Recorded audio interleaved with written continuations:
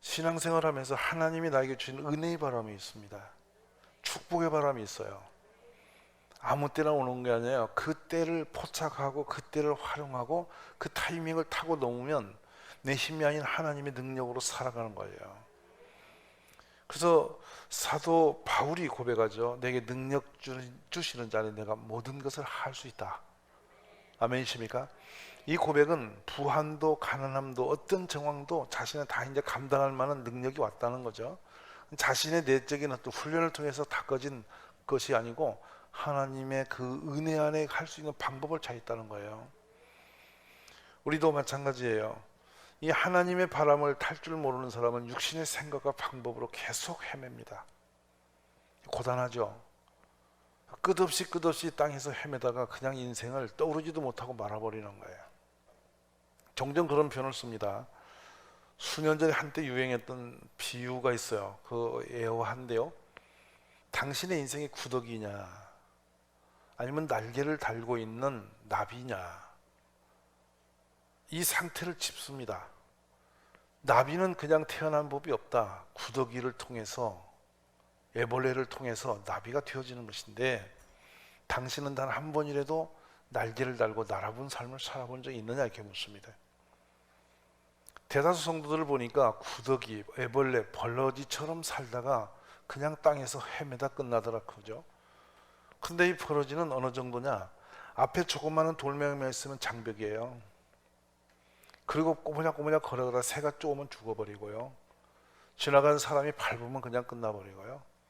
장애물이 너무 많아요. 그래서 멀리 보지도 못하고 매일 꾸물럭꾸물럭 기어봤자 그곳에서 한 뼘 속에서 하루를 인생을, 자기 삶을 살아가면서 늘 나뭇잎에서 그거나 갈고 먹다가 땅에 떨어져서 이렇게 죽다는 거예요. 근데 이게요, 어느 과정이 그래서 번데기가 된단 말이에요. 번데기라고 하는 것은 새로운 역사예요. 경험되지 않은 그곳에서 한번 부화하면 날개가 달려 하늘 높이 날르고 저 멀리 있는 아름다운 꽃을 찾아갈 수 있다는 거예요. 그와 같이 우리 신앙도 땅바닥에서 버러지같이 살다가 말아버리는 것이 어떤 거냐? 툭하면 시험 들고 늘 헤매고 말씀을 들으나 깨닫지도 못하고 하나님의 영적 바람이 성령이 불어가든지 말든지 나는 내 마음대로 살아버리고 어떤 그 기류를 탈 줄 모르는 새는 날아올 수 없는 것이죠.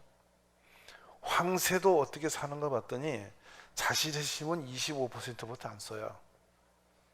하늘나는 기러기도 마찬가지로 자신의 힘으로 날아간다면 몇 킬로 못 가도 다 떨어지는 거예요. 근데 타는 기류를 타고 올라가고, 더 놀라운 것은 먼 길을 가는 기러기 때는 앞서가는 새가 날려주는 그 부력을 타서 뒤에 가는 새는 조그마한 힘으로 타고 날아가는 거죠. 그래서 당번을 정하여 힘쓰는 곳에 서로 필요하면서 군집을 해서 가는 거예요. 그래서 수만리를 날아가 버리는 거예요. 그렇다면 우리는 이 세상 모든 것은 그런 원리 속에 있는 것인데, 믿음의 사람은 어떤 힘으로 사냐? 믿음의, 하나님의 성령의 믿음의 역사를 따라 사는 사람이 하늘을 나는 길을 걷는 것이죠. 우리 가족들이 그런 눈이 영적으로 열려지길 원합니다. 하나님은 그래서 우리를 뭘 보시냐면 믿음이 있느냐 이걸 보시거든요. 믿음이 있는 사람은 그 기류를 포착을 잘해요. 믿음으로 반응하니까 그래요. 믿음이 없이는 그래서 하나님을 기쁘시게 할 수 없다라고 선을 그은 것은 육신의 인간의 생각으로서는 그 선을 못 넘어요. 저 지금 계속 요즘에 영과 육의 이야기를 해드리고 있어요. 왜냐하면 불행하게도 영의 눈들을 잘 뜨지 못한 채로 살아가는 것이 제 눈이 너무 많이 보여서 안타까워서 그러는 거예요. 오늘 저녁에 말씀 들을 때 영의 눈이 열려지기를 원합니다. 미물인 새도 그 영 바람을 기류를 타니까 그 놀라운 길을 날아가는 거예요. 우리는 더욱더 하나님의 모양과 형상으로 타고났어요. 그래서 어떤 사람이 정말 멋지게 사는 사람이냐 보면은 창세기 1장 28절을 누리는 사람이에요. 생육하고 번성하고 또 충만하고 정복하고 다스리는 5대 권세가 자기 삶에서 이루어지는 사람이에요. 그러다 보니 하나님의 거룩하신 그 은혜 안에 있을 때 그 역사가 일어나는데, 믿음의 사람만이 이 길을 걸을 수가 있어요. 오늘 그래서 뭘 봐야 하면 내 속에 믿음이 있느냐 없느냐 이거예요. 하나님이 주시는 원천적인 축복입니다. 모든 사람에게 하나님은 복 주시는 분이세요. 기억나실 거예요. 짐승도 복을 주시고 저 나뭇잎 파리도 식물에도 복을 내리시는 하나님이신데, 그 마지막 모든 것을 심히 기뻐하여 사람에게 무한한 복을 부으셨잖아요. 그런데 그 복이 없이는 우리 자력으로 살 수 없는 것이 인생인 거죠. 그래서 하나님은 창조한 모든 것에 복을 부으신 것처럼 지금 이 시대도 마찬가지예요. 그래서 아론에게 이스라엘 백성을 향해서 너는 복을 빌라고 그랬고, 또 하나님의 사람을 세워서 하나님의 사람들에게 또 복을 줄 수 있도록 사용하시고 계신 거죠. 오늘 시간도 여러분이 영적 바람을 타고 하늘의 복을 받아 누리는 신실한 믿음의 용사들 되시기 원합니다. 그래서 우리가 이제 본문으로 들어갑니다. 시험이 든다. 이 시험은 어려운 일입니다. 고난이 있는 거예요. 아파요. 힘들어요. 마음부터 힘들어요. 환경이 힘들어요. 근데 어떻게 그걸 온전히 기쁘게 여기냐 이 말이에요. 근데 그런 가운데서 무슨 기도를 하느냐 이 말이에요. 안 되기 때문에 말씀을 붙들고 하라고 명령하신 거죠. 오늘 이 말씀을 듣고 그런 축복을 누릴 수 있기를 원해요. 그런데 드디어 우리에게 주시는 말씀이 오늘은 뭐냐? 하나님을 의심하지 말라는 거죠. 하나님을 의심한다는 게 뭡니까? 하나님을 불신한다는 얘기예요. 하나님을 불신하는 사람이 시험이 들을 때 어떻게 시험을 치고 나가겠어요? 그러니까 이제 시험이 들었는데 우리에게 온전히 기뻐하고, 두 번째 그걸 참아 인내하고, 또 우리가 인내한 뿐만 아니라 지금 오늘 본문같이 지혜를 구하고, 또 오늘 본문같이 의심하지 않고, 이게 이렇게 단계적으로 시험에 들을 때 우리가 행해야 할 아주 중요한 열쇠를 주신 거죠. 자, 그러면 봅시다. 인내했다, 이게 참아냈다라는 뜻이죠. 야고보 1장 3절 4제죠. 이는 이렇게 중간에 칩니다. 이는 너희 믿음의 시련이 인내를 만들어내는 줄 하고, 뒤에 가면 인내를 온전히 이루라. 이는 이릅니다. 그거 뭡니까? 이래 하는 이유는 뜻이에요. 너희로 온전하고 구비하여 조금도 부족이 없게 하려고 하셨다. 좋은 땅이 어떤 땅이냐? 착하고 좋은 마음으로 말씀을 듣고 지켜 인내로 결신하는 자다. 누가복음 8장 15절입니다. 그래 결국 딱 짓는 게 있습니다. 믿음은 기다립니다. 하나님의 때를 기다리는 게 믿음이다. 내가 정한 시간이 아니에요. 내가 정한 타임이 아니고 하나님이 하실 때를 기다리고 묵묵히 기도하며 참아내는 거예요. 그러니까 하나님을 믿는 사람은 기다릴 수가 있는 거죠. 하나님을 불신하는 사람이 어떻게 기다려요? 오늘 당장 끝을 내야죠.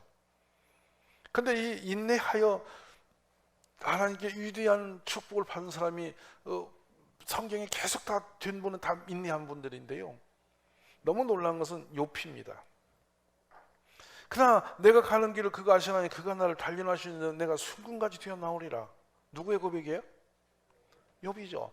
욥은 정말 헤아릴 수 없는 무한한 시간을 참고 견뎌냅니다. 그리고 다윗을 보면은 하나님, 사람이 무엇이가 한데 이렇게 우리를 이렇게 보십니까 하면서 하나님의 때를 기다리는 지혜가 있는 사람이죠. 인내하는 거죠. 여호와는 마음이 상한 자를 가까이 하시고 중심으로 통회한 자를 구원하신다. 극악한 시련 가운데 인내하면서 다윗이 기록한 시편이에요. 우리 가족 여러분, 시험이 없는 사람은 이 땅에 존재하지 않습니다. 누구든지 시험은 만나게 돼 있어요. 근데 그 시험을 만날 때 어떻게 반응할 것이냐를 이 야고보 1장에서 지혜롭게 내가 터득하고 깨닫는 복이 있기를 바랍니다. 그 지혜를 구하라고 그랬죠. 여러분 지난주에 했던 말씀이고, 자 오늘 말씀은 의심하지 말라. 의심하지 마라. 제일 불행한 것은, 의심이라는 것은 하나님을 못 믿는 거예요. 내가 지금 이런 상황, 내 이런 형편을 하나님이 아시겠어? 이걸 해결해 주시겠어? 이걸 통과할 수 있도록 하나님이 어떻게 답을 내시겠어? 이런 식으로 이제 우리가 그 맞닥뜨린 상황 속에서 씨름하는 것인데, 자 보십시오. 성경에 나와 있는 그 의심할 수밖에 없는 상황인데 의심하지 않고 더 믿음이 강해져서 하나님을 믿음으로 그가 하나님께 그 응답을 받은 사람이 있어요. 그 사람이 100살의 아이가 얻었던 아브라함의 얘기예요. 아멘. 그러면서 아브라함은 어떻게 그런 믿음을 가졌지? 예수님이 제자들에게 딱 정면으로 도전하신 말씀이 있어요. 무화과 나무가 예수님께서 열매가 없음을 보고 가서 의미 없다고 탁 심판하시거든요. 아주 이상한 장면이에요. 예수님이 배가 고프셔가지고 무화과 나무를 들쳤는데 열매가 없다는 거죠. 근데 그때는 열매를 맺을 때도 아닌데 열매가 없다고 예수님이 그 나무를 딱 저주를 해버려요. 근데 사흘 가니까 나무가 뿌리채 말라 죽어버리거든. 기억나세요? 그게 마태 21장이죠. 근데 그거는 비유적이죠. 이스라엘의 사람들의 신앙 상태를 무화과 나무로 비유하신 거라고요. 그냥 믿음이 있는 것처럼 왕성하게 뭔가 막 하고 있는데 예수님의 눈으로 보니까 너는 이제 믿음이 있느냐고 딱 떨어봤더니 믿음이 전혀 없는 거야. 열매가 전혀 없는 거야. 그래 예수님이 탁 쳐버리는 순간에 말라 죽었다.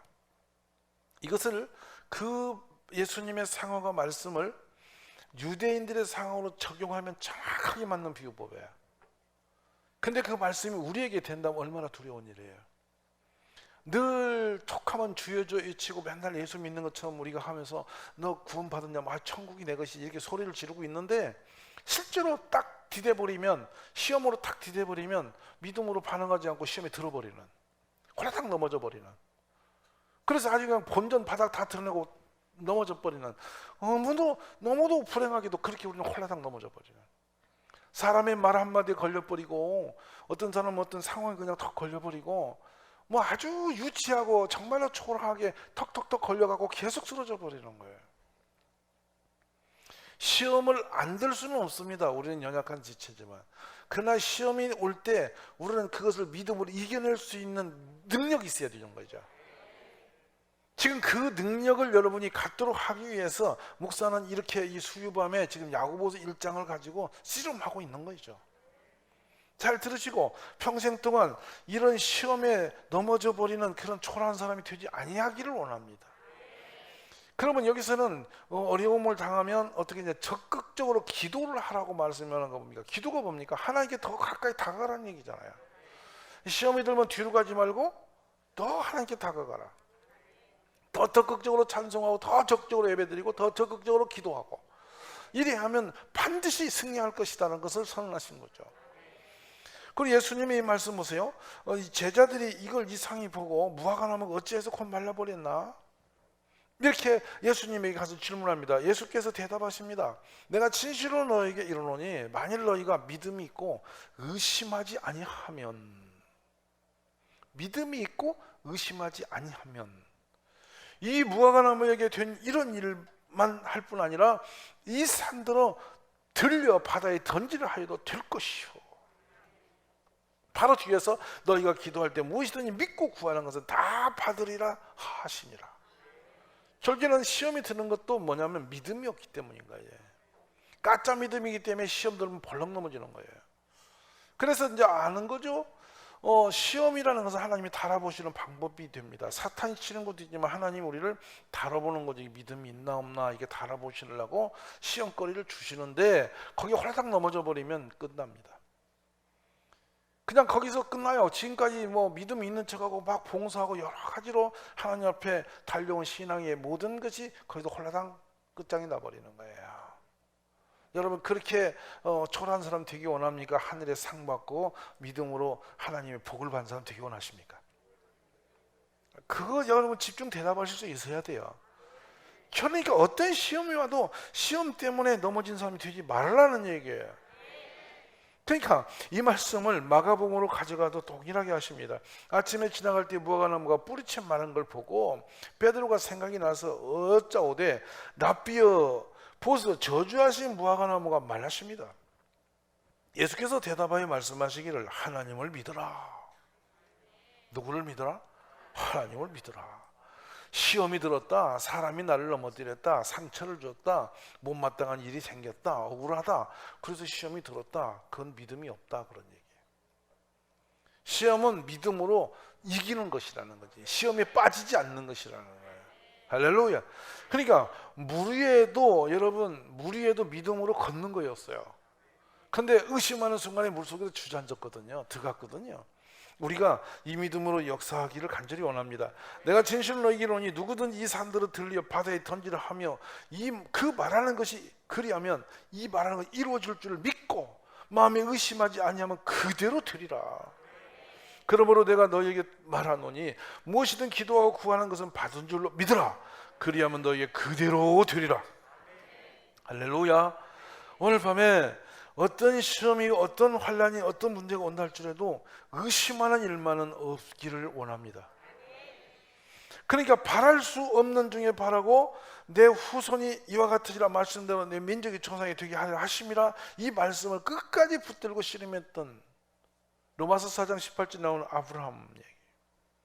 그가 100세가 되어 자기 몸이 죽은 것 같고 사라의 태가 죽은 것 같음을 알고도 믿음이 약해지지 않고, 믿음이 없어 하나님 약속 의심치 않고 믿음으로 경배해져서 하나님께 영광을 돌리며 약속하신 것을 능히 이루실 줄을 확신하였으니, 그러므로 그것이 그에게 의로 여겨졌으므로, 그에게 의로 여겼다 기록한 것을 아브라함만 유한 것이 아니요 의로 여기심을 받는 우리도 유함이니 곧 예수 우리 주를 죽은 자 가운데서 살리신 이를 믿는 자니라. 저나 여러분, 어느 누구도 우리 하나님이 살아계시며 나의 상을 아시며 나의 형편을 아실 것이고 나를 불행의 늪에다 빠뜨려 버리지 아니하실 것이고 반드시 건지실 것이다.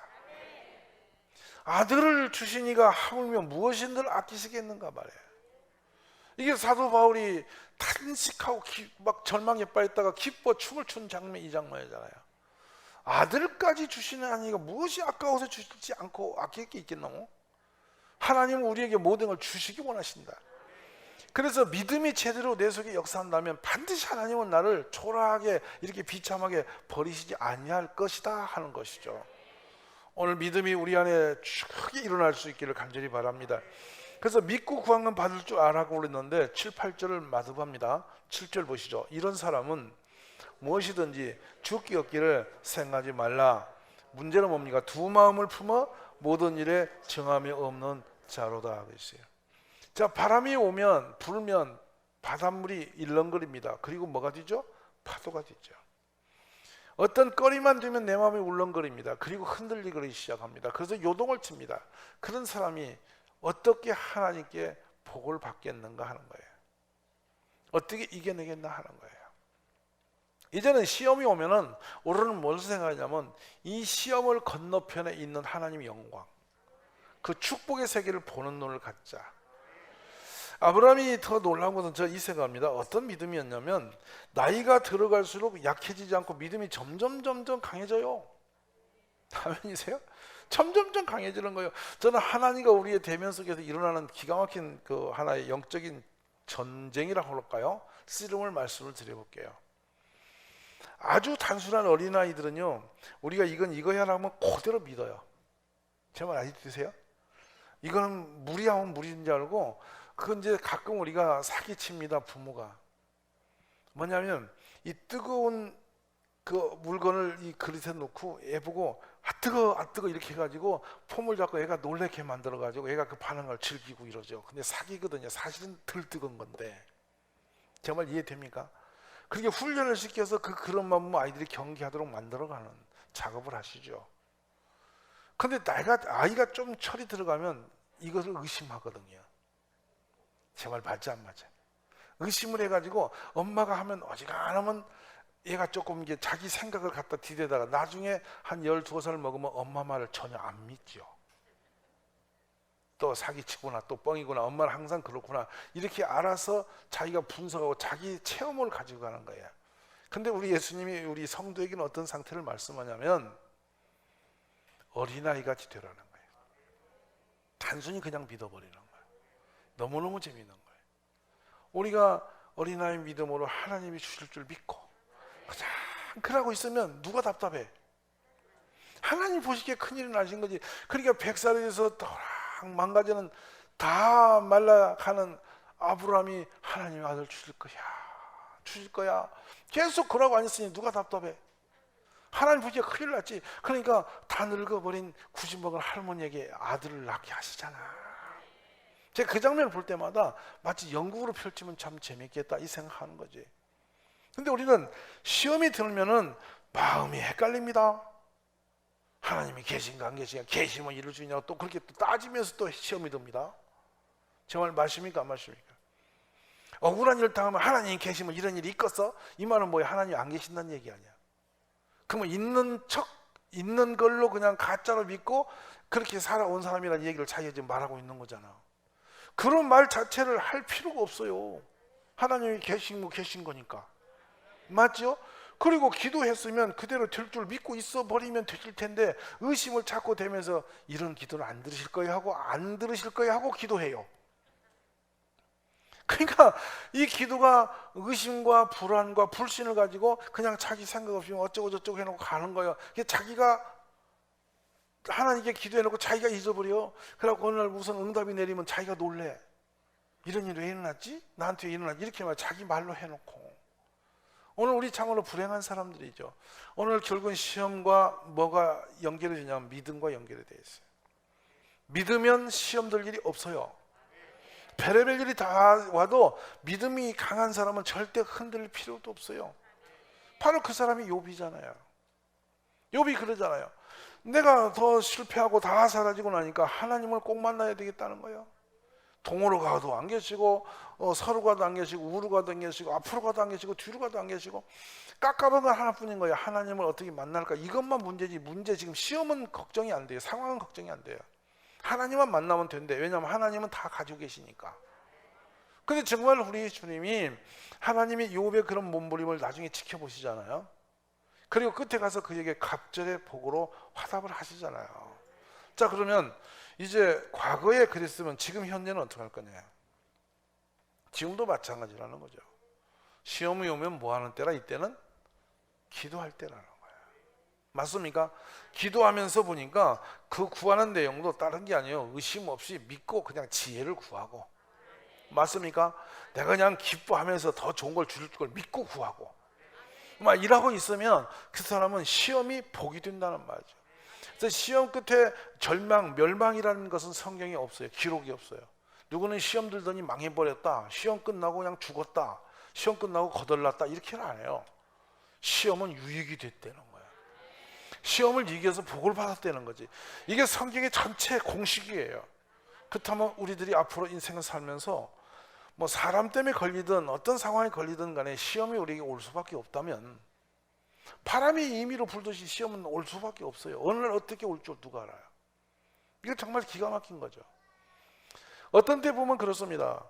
뭐 이 시험과 환난이라는 것은 예측 불가한 상황에서 그냥 바람이 스쳐오듯이 와버리는 거니까, 그래, 시험에 와라, 올 수밖에 없는 거지. 그러나 이걸 내가 믿음으로 이기면 더 놀라운 기적이 있을 거야. 이 믿음 하나로 우리가 버티고 살아가자는 것이죠. 우리는 그래서 딱 하나밖에 없어요. 우리를 도우실 분은 세상에 있지를 않아요. 하나님이신 거예요. 맞으시면 아멘입니다. 내가 시험이 들고 환난이 빠졌는데 나를 살리시는 누구예요? 하나님이시죠. 내 힘으로 넘을 것 같으면 시험이라고도 안 해요. 아브라함이 100살에 베레벨 노력한다고 아가 생깁니까? 90은 할머니가 노력으로 몸부림고 보양 본다고 아가 생기겠어요? 맞지 안 맞죠? 하나님의 출신이 생겼잖아요. 우리 그거에 단순한 거라고. 그래서 우리 예수님을 믿는 방법은 단순해져야 된다. 복잡하지 않다. 참 신비로운 은혜입니다. 오늘 우리 가족들이 이 믿음으로 일어서시기를 원해요. 단순하게, 하나님은 나를 죽이지 않을 거야, 나를 망하지 않을 거야, 죽어도 나는 정말로 하늘이 열리는 복 있는 죽음이 될 거야. 항상 하나님은 선하셔서 더 나은 걸 주시지 우리를 더 나쁘게 하시는 분이 아니시라는 것만 믿으세요. 그 주님은 누구 편이야? 결론이에요. 항상 우리 편에 계신다. 내 편에 계신다. 이것만 믿으면 흔들 까닭이 없잖아요. 이 우주 만물을 주관하시는 가장 세신 분이 내 편이신데 무엇이 두려워요? 나를 대적군들이 세다고 하나님보다 센 게 있습니까? 하나님보다 더 강한 게 있습니까? 하나님이 내 편에 계셔서 나를 모르시면 뭐가 겁날 게 있어요? 단순한 거죠. 우리 모두 그런 믿음의 은혜의 주인공들이 되시기를 간절히 원합니다. 자, 말씀을 맺습니다. 이제 두 마음을 품으랍니까? 흔들거리랍니까?